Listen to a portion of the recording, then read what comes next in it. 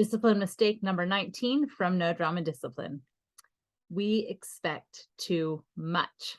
Now, most parents say, yeah, I know my kid's not perfect, but most of us kind of expect them to not misbehave. Most of us do kind of expect them to be perfect because every time they're not, we get on them. So we kind of do expect them.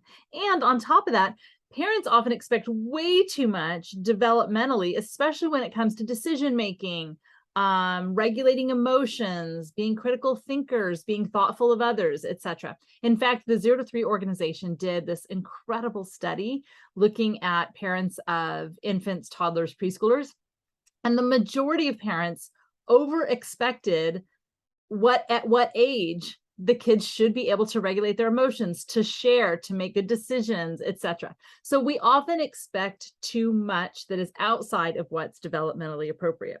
This is especially the case with our firstborn children. We seem to think that, especially if they tend to be really verbal and they really are very perceptive and they understand the world, we assume that they're mature and sophisticated in all areas. And that's actually not how development works. Development is typically asynchronous, meaning if your kid is cognitively ahead of others, it doesn't mean that they are socially and emotionally ahead of others. In fact, they may even be behind others. So it's not the case that just because your kid is amazing and sophisticated in some areas, that they are in all areas. The other thing that we get wrong around our expectations is that just because your kid can handle themselves or do well sometimes, it doesn't mean they can every single time.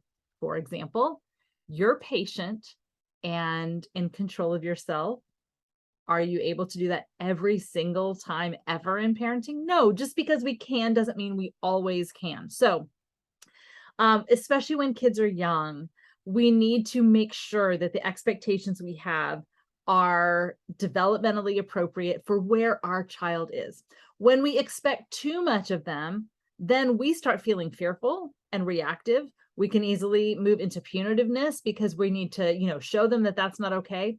Instead, you can trust development, lay the groundwork, have boundaries, but really know that as you help your child regulate their emotions, make decisions, handle themselves in the moments they can't, you are actually doing the important work of building the brain as development unfolds. So don't expect too much. It will leave you and your child feeling more reactive, more frustrated, more fearful.